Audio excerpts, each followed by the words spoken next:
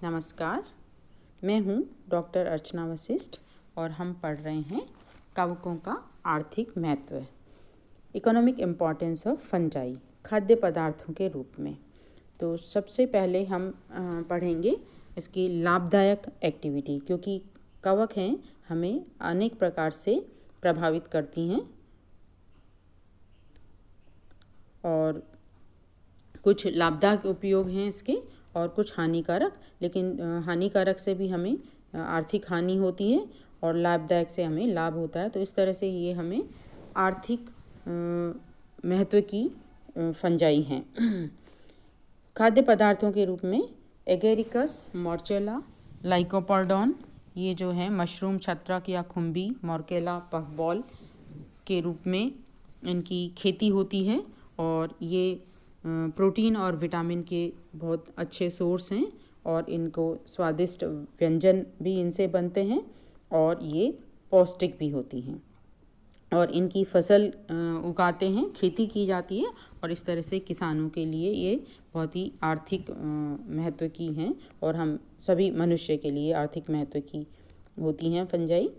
इसके बाद औषधि के रूप में भी बहुत इम्पॉर्टेंट हैं फंजाई। जैसे एंटीबायोटिक, जो सबसे पहला एंटीबायोटिक फंजाई पेनिसिलियम के द्वारा प्राप्त हुआ था।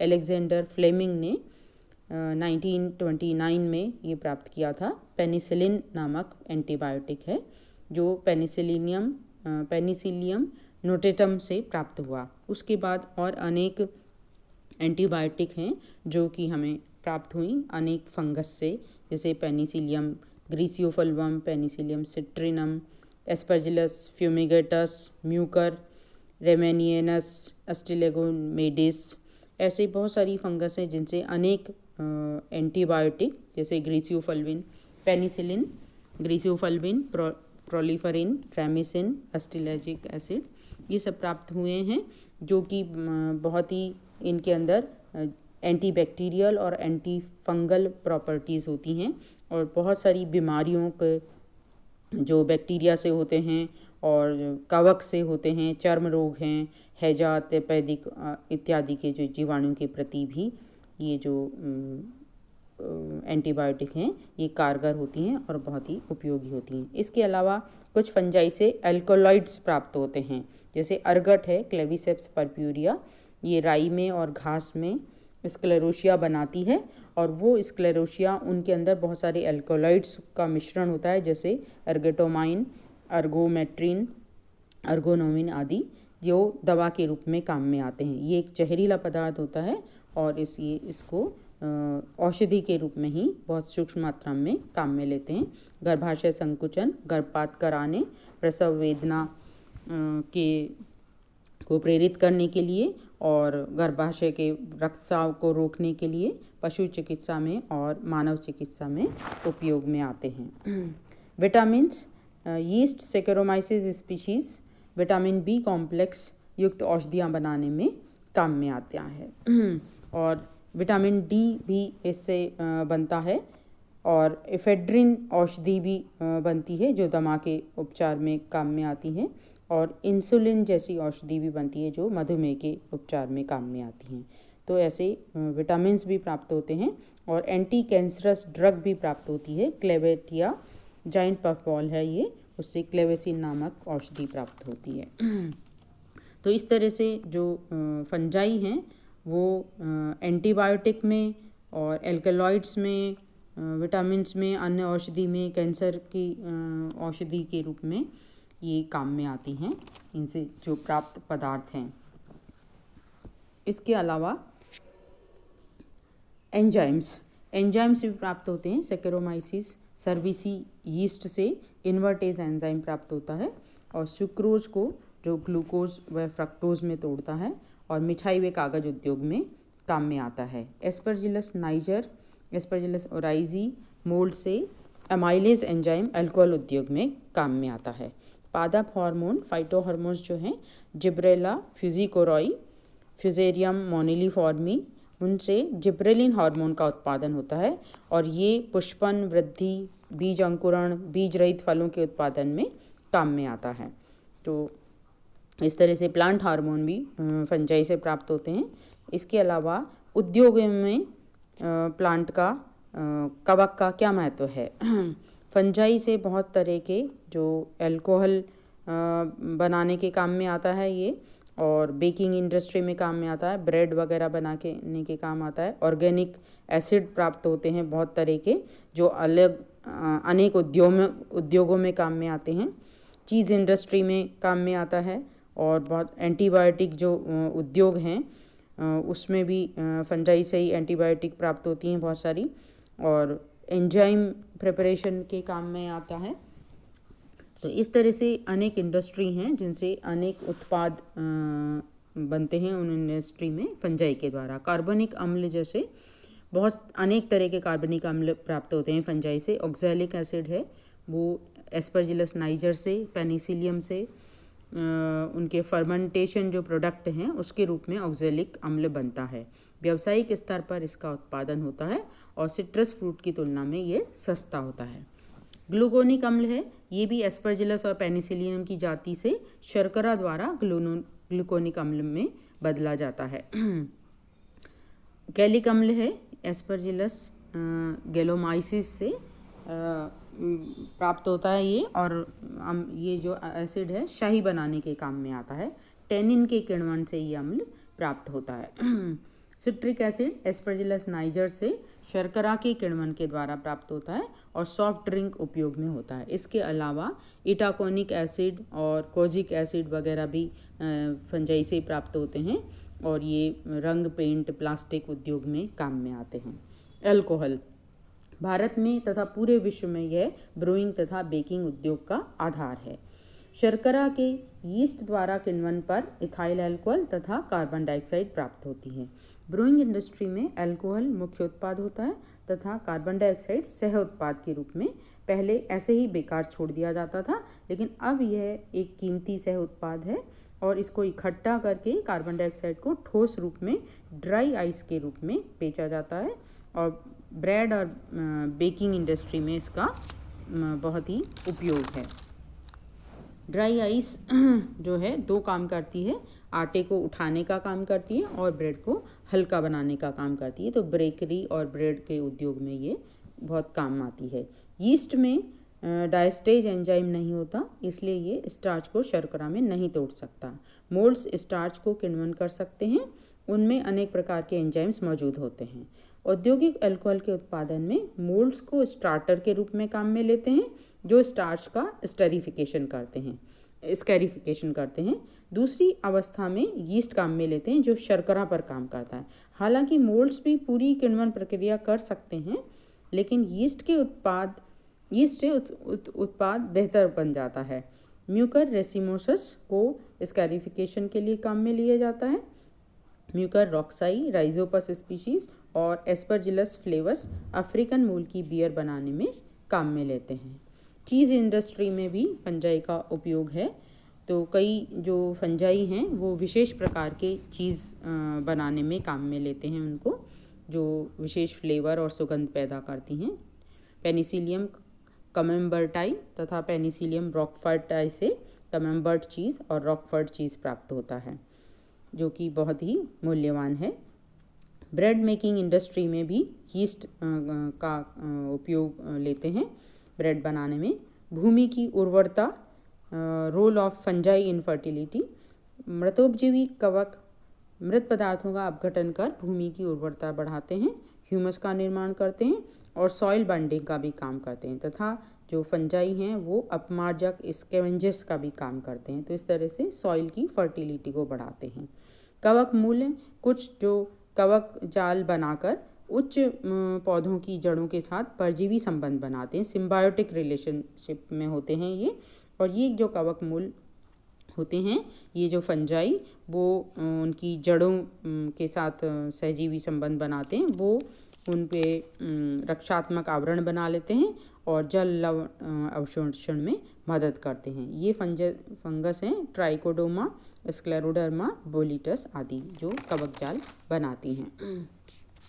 जैविक नियंत्रण में, जो बायोलॉजिकल कंट्रोल में भी फंगस जो हैं वो काम में आती हैं, जैसे डेक्टिलेला, अनेक परभक्षी जो कवक हैं, प्रेडेशियस फंजाई हैं, ऐसी फंजाई होती हैं जो निमेटोड का फंदा बनाकर उनको खा जाती हैं।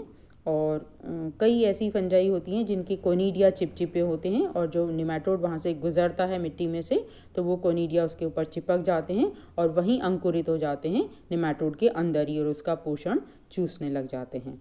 इस प्रकार अनेक जो कवक हैं जो बायोपेस्टिसाइड के रूप में, निमेटिसाइड तथा फंजीसाइड के रूप में काम में आती हैं। कई जो फंगस हैं वो दूसरी जो पैरासिटिक प्लांट पैरासिटिक फंगस हैं उनको खाती हैं, उनको ख़त्म करती हैं। जैसे ट्राइकोडर्मा है, पाइथियम को कंट्रोल करती है। ऐसे ही कई फंगस हैं जैसे बोवेरिया बेसियाना, वो बोरेर, थ्रिप्स और एफिड्स जो कीट पतंगे हैं उनके विरुद्ध काम में आती हैं। जैविकी अमापन में, बायोलॉजिकल एसेज में, जैसे एस्परजिलस नाइजर है, वो कॉपर की सूक्ष्म मात्रा का पता करने में काम में आता है। Neurospora crassa vitamin B complex की उपस्थिति और मात्रा का पता लगाने में काम में आता है। जीव विज्ञान संबंधी खोज में न्यूरोस्पोरा क्रासा यीस्ट, एस्कोबोलस, श्लेष्म फफूंद जो स्लाइम मोल्ड्स होते हैं उनका उपयोग बहुत सारे जेनेटिक्स और साइटोलॉजी की जो रिसर्च हैं उनमें होता है। तो इस तरह से जो फंगस हैं बहुत तरीके से हमारे काम में आती हैं और इनका बहुत ही महत्व है हमारे लिए। लेकिन कुछ ऐसी एक्टिविटी भी हैं जो हानिकारक एक्टिविटी हैं, तो उनकी वजह से हमको बहुत आर्थिक हानि होती है। तो कवक की जो हानिकारक गतिविधियां हैं वो हैं जैसे भोजन को ख़राब करना। तो स्पॉइलेज ऑफ फूड है, बहुत सारी जो जातियां हैं फंगस की, एस्परजिलस म्यूकर, जियोट्राइकम, ओइडियम, टोरुला, क्लेडोस्पोरियम, राइजोपस, न्यूरोस्पोरा, ये जो फंगस हैं वो दूध, मक्खन, पनीर, ब्रेड, मांस, मछली, फल, अनाज, अचार इत्यादि भोजन को ख़राब कर देते हैं, दुर्गंध युक्त कर देते हैं, खाने लायक नहीं रहते हैं वो। तो इस तरह से बहुत नुकसान होता है आर्थिक रूप से। पोस्ट हार्वेस्ट डिके जो है, तो फसल जो आ गई है हमारे उसके अंदर, जो स्टोर के अंदर आ गई है, उसको भी फसल को ये फंजाई ख़राब कर देती हैं। जैसे एस्परजिलस, पेनिसिलियम, फिजेरियम, अल्टरनेरिया, राइजोपस आदि जो कवक हैं वो फल, सब्जी, दाल, अनाज के संग्रहण में रोग उत्पन्न कर खराब करती हैं। तो जो खड़ी फसल को तो कई फंगस खराब करती हैं, पोस्ट हार्वेस्ट में भी खराब करती हैं। विषाक्तन कवक विषाक्तन माइकोटॉक्सिकोसिस, एस्परजिलस की विभिन्न जातियों के खाद्य सामग्री को संदूषित करने पर उनमें जैव विष टॉक्सिन्स उत्पन्न करती हैं। इनके सेवन से माइकोटॉक्सिकोसिस नामक रोग उत्पन्न होता है। अगर इस तरह से दूषित जो खाद्य पदार्थ हैं उनको हम खा लें, मनुष्य या पशु भी खा लेते हैं, तो उसमें वो जहरीला जो प्रभाव उत्पन्न करती हैं और उससे बीमारी हो जाती है। एस्परजिलस की विभिन्न जातियों द्वारा एफ्लाटॉक्सिन मनुष्य व पशुओं में तीव्र विषाक्तन होता है, जिससे मितली, कमजोरी, भूख की कमी आदि रोग हो जाते हैं। पेनिसिलियम व एस्परजिलस द्वारा फलों, ब्रेड आदि में पेटुलिन टॉक्सिन उत्पन्न होता है, जिससे कैंसर होता है। क्लेविसेप्स जो कवक है वो स्क्लेरोशिया बनाता है, अर्गट बीमारी करता है, उसमें स्क्लेरोशिया बनते हैं और उस स्क्लेरोशिया में जो जहर होता है उससे अर्गोटिज्म नामक रोग हो जाता है।